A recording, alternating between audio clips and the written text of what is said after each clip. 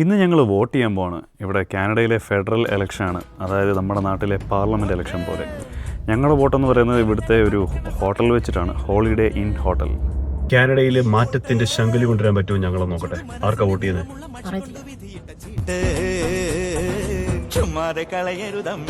അപ്പോൾ നമ്മുടെ വോട്ടിംഗ് കഴിഞ്ഞു. ഇവിടുത്തെ വോട്ടിംഗ് എന്ന് പറയുന്നത് നമുക്ക് വോട്ടേഴ്സ് ലിസ്റ്റ് പേരില്ലെങ്കിൽ വോട്ട് ചെയ്യാൻ പറ്റും. എൻ്റെ വോട്ടർ ലിസ്റ്റ് പേരില്ലായിരുന്നു, അപ്പോൾ അവിടെ വെച്ച് തന്നെ അവർ വോട്ടർ ലിസ്റ്റിൽ പേര് ആഡ് ചെയ്തിട്ട് വോട്ട് ചെയ്തു. അപ്പോൾ 3 ഓപ്ഷൻ ഉണ്ട്. നമുക്കൊരു വോട്ടർ ഇൻഫർമേഷൻ കാർഡ് കിട്ടും.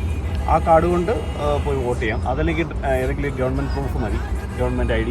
ഞാൻ ഡ്രൈവിംഗ് ലൈസൻസ് കാണിച്ചു. ഇൻ കേസ് അതും ഇല്ലെങ്കിൽ നമ്മളെ അറിയാവുന്ന ആരെങ്കിലും ഉണ്ടെങ്കിൽ നമുക്ക് അറിയാമെന്ന് പറഞ്ഞ് നമുക്ക് ഒന്ന് സൈൻ ചെയ്ത് കൊടുത്താൽ മതി. പേപ്പറിൽ ഒരു എന്താ പറയുക, സത്യവാങ്മൂലം ഇട്ട് കൊടുത്താൽ മതി, നമുക്ക് വോട്ട് ചെയ്യാൻ പറ്റും. ഇലക്ഷൻ റിസൾട്ട് കണ്ടുകൊണ്ടിരിക്കുകയാണ്.